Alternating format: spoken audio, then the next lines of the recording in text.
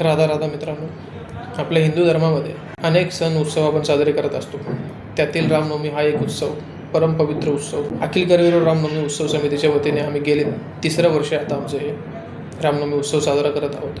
आम्ही शक्यतो प्रयत्न करतो की आम्ही 4-5 जण आहोत त्यांच्या वर्गणीवरतीच, त्यांनी गोळा केलेल्या वर्गणीवरतीच हा उत्सव थाटामाटात कसा साजरा करता येईल. यावेळेसचं बजेट आमचं थोडंसं जास्तीचं होतं. आम्ही काही बाहेर वर्गणी घेण्याचा प्रयत्न केला.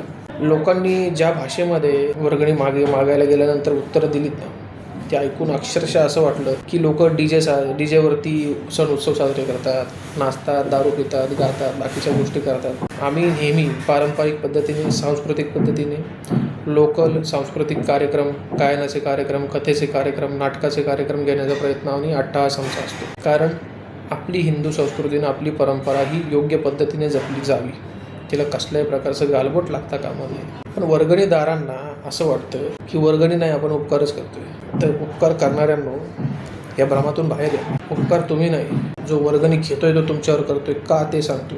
आपण जन्माला आल्यानंतर ज्या समाजात आपण जन्माला येतो त्याचं आपण काही देणं लागतो, जे तुमच्यापैकी बरेच जण विसरलेले असतात. आणि त्या समाजाच्या देण्यासाठी परमेश्वर कृपेने काही असे व्यक्ती उभे राहतात जे या समाजासाठी काम करायला इच्छुक असतात, आणि त्यांना सहाय्य करून तुम्ही तुमची पापं धुता.